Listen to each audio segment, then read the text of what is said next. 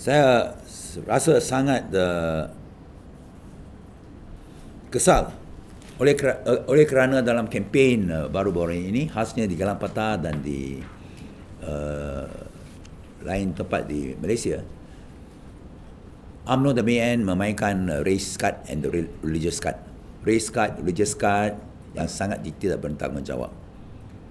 Khasnya di Galang Patah saya digambarkan sebagai anti-Melayu, anti-Islam, anti-Raja-Raja Melayu, sebagai pencetus peristiwa 13 Mei. Semua ini fitnah, dusta dan bohong belaka.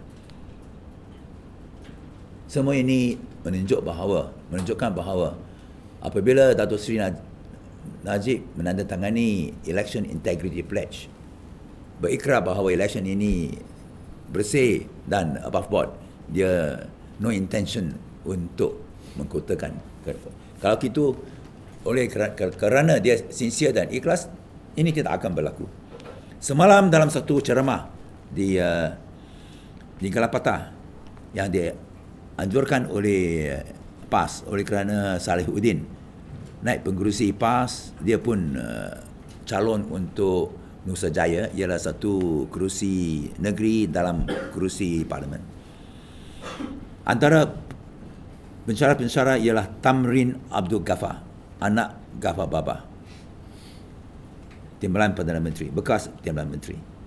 Dia ada jawab mengenai tuduhan-tuduhan yang dilemparkan kepada saya bahawa saya pencetus 13 Mei. Apa Ghaffar Baba kata semalam, dan ini on YouTube, I'm sure.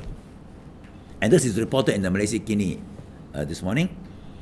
Ex-UMNO strongman Muhammad Tamrin Abdul Ghaffar has become an unexpected ally in PR's bid to counter the claim that Lim Kay Siang was behind the May 13 riots in 1969. Claimed that the incident was the outcome of a mini coup orchestrated by UMNO leaders, including Dr. Mahathir. That Mahathir was involved in a mini coup in the May 13 incidents in order to topple Tunku Abdul Rahman. What then Home Minister Ghazali Shafie told PKR leader Anwar and me when we were in UMNO Youth, when they were in UMNO Youth, they were in the days of the 80-an, UMNO Youth 80-an, in the 80s.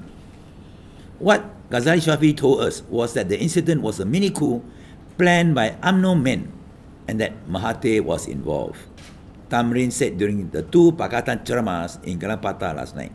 Ini menunjuk bahawa saya completely tidak terlibat langsung dalam peristiwa 13 Mei, khasnya oleh kerana dalam masa yang 11, 12, 13 Mei 1969, saya tak pernah di Kuala Lumpur. Dan ini a fact that no one can rebut because it is the truth. I was in Sabah, May the 13th night. I was having a public rally there. Kenapa mereka begitu terdesak dalam election ini? Perlulah buat tuduhan yang begitu liar bahawa saya anti-Malay, saya anti-Islam, saya anti-Raja-Raja Melayu, saya pencetus 13 Mei, when they are all lies.